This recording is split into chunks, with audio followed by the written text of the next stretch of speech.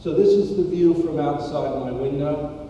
This is from outside my studio window. This is a picture called Skyline that I did in 1999.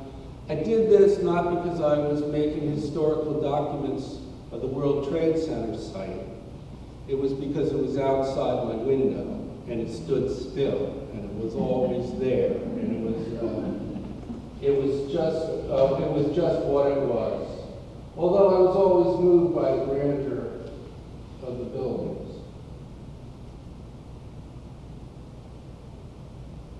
What I'm going to show you are some really sickening images. I was home, and they really impact me to this moment, to this day, showing them.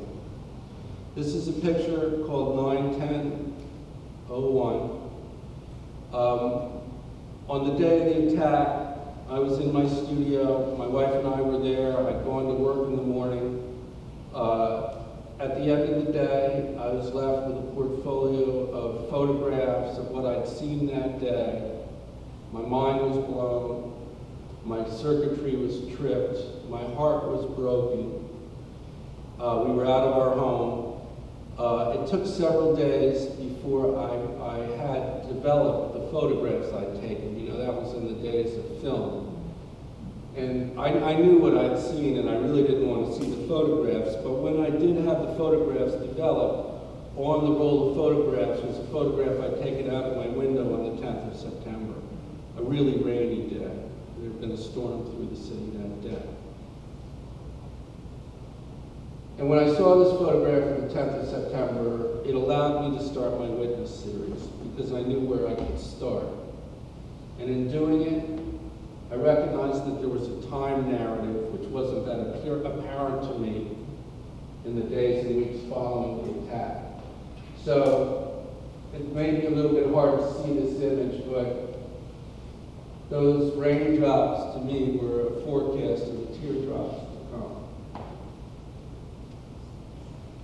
So I'm not showing you all these pictures, friends, but you'll get the gist. If you're interested in seeing more of the witness series, you can look at the book. So the first plane came screaming over our heads. My wife and I hit the floor. We thought it was a guided missile. There was no question of it being a accident. I was surprised when there was the scream. We hit the floor. There was the blast. I got up and picked up my camera from the window. There was silence, and then the flutter of the wings of the birds lifting as I took my first picture. So I was one of probably 25 photographers who had the second plane explode in their lens finder. I was left with this, as well as many other images, burned in my brain. I'm a painter, I'm an artist, and I had to try and digest what I had seen and transfer it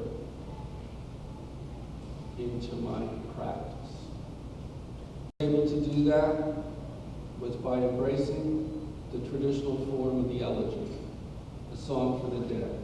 I know what I'm painting in these paintings. This is the moment where hundreds and hundreds of people die. And I recognize when I'm doing that in these paintings. But I made these paintings in memory of the people who I saw die.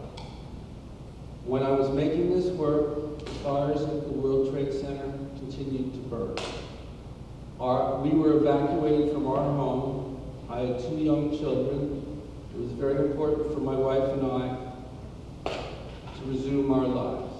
And I came back to my studio as the fires at the World Trade Center continued to burn to make these paintings.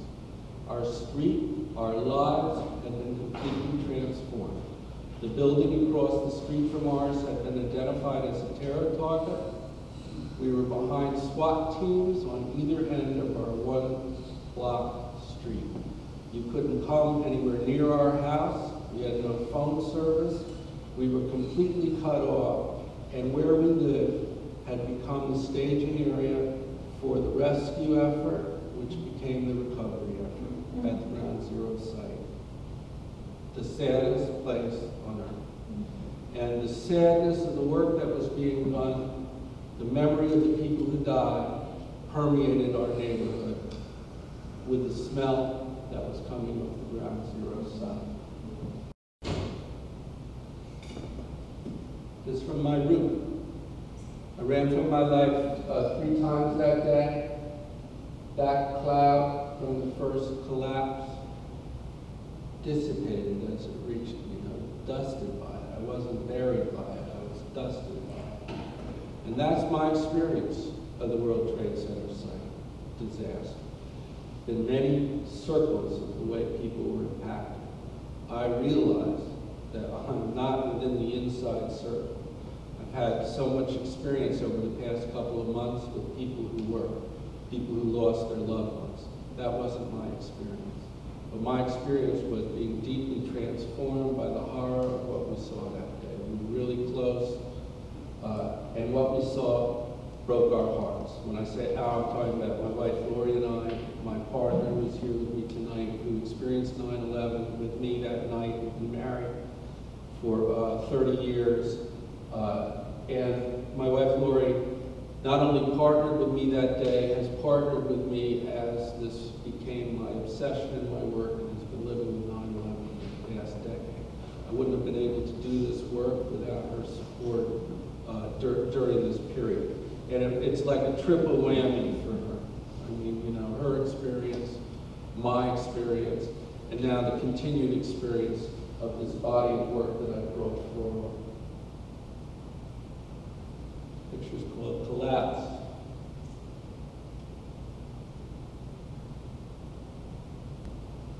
So my mind was blown. I couldn't believe what I was seeing. I didn't know what was going on. We were so confused. From our perspective, the attacks continued. There were explosions all through Lower Manhattan. We didn't have TV. We didn't have telephones. We didn't know what was going on. I remember the attacks from '93 were car bombs. So all I did was what I do. I drew and painted. And when the first tower fell, you know, it was clear. We had heard all the sirens of the first responders coming to the attack. It was clear the devastation down at the World Trade Center when the first tower collapsed. And I was on the roof, and I said to my wife, you know, we got to go help. You know, and she said to me, no, your job is to paint. You're an artist. You have to paint. So I take great pride in the fact that I did paint that day and that I haven't stopped. Everybody who died at the World Trade Center site that day had gone to work.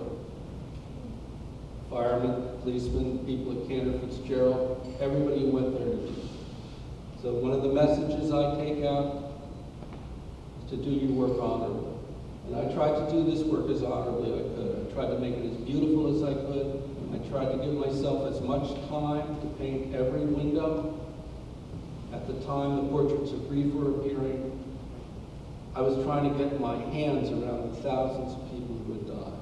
So I was counting strokes as I was making the paintings. The windows for me, I didn't put in any of the people. I couldn't paint the people. I couldn't paint what I saw happening with the people. My heart's broke when we saw the people jump on. So what I painted was I painted the city. I painted the buildings. I painted the buildings as stand-in for the people, and the windows as stand-ins for all of us. That allowed me to go forward with my project. But I was about painting light on water, not smoke and fire. So we stayed on our roof as downtown burned. And I painted. The wind was blowing the opposite direction. It was perfectly crystal clear where we were. I didn't know where to go. Everything looked like a target. We kept looking up to see if the Air Force had arrived yet. It was pointed at.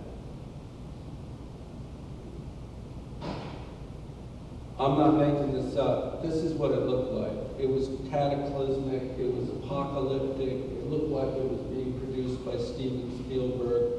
I couldn't tell truth from reality anymore. These pictures that you're looking at are watercolors that are 40 by 30 from photographs I took. By the end of the day here, I'm taking photographs. But this is what it looked like, the Woolworth building at 7 World Trade Center. This picture called September Skyline, this from my studio window as the World Trade Center site was lit day for night as the recovery effort was continuing. So I worked on the witness series for about a year. The work would start when I would collect the dust and the smoke from my studio and I'd rub it into the page to ground it in the World Trade Center disaster. This page is called The Pile. This is 7 World Trade Center collapse. This is the original 7 World Trade Center collapse. At the time, Ground Zero was defined by a series of frozen zones. Perimeters, security perimeters that had been set up by the Army in the days and weeks following. So there was only so close you could get to the World Trade Center. We were inside 2 of those frozen zones, but there was a 3rd frozen zone that was established on Chambers Street where you couldn't go unless you were a construction worker or military. So that's where I was, looking down at 7 World Trade Center and collapse.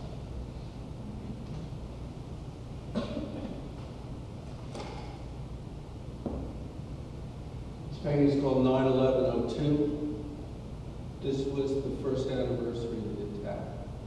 At this point, they emptied the pit. It was an empty bowl. Somehow on that day, the wind blew up, and all the dust, the unsettled spirits, filled the sky again as the families came. It's really, really creepy.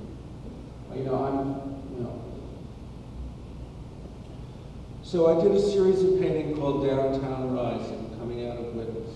And a lot of what it's about is about the empty sky at the World Trade Center site, the place that the towers used to occupy.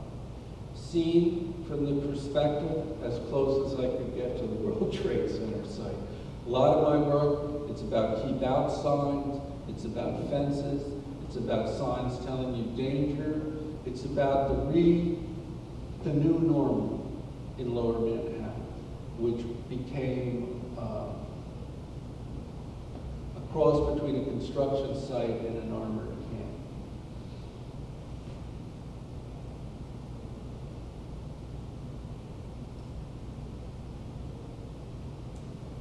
We're moving on in time now. This is probably 2003, 2004. What you're looking at is the initial construction of 7 World Trade Center, the rebuilt 7 World Trade Center, where oddly, incredibly, I go to work every morning. And these paintings are now on exhibit at 7 World Trade Center, 48th floor. Never would I have conceived when I was doing this work that these paintings would be on the 48th floor of the constructed World Trade Center. For me, it was a continued vigil of the empty sky.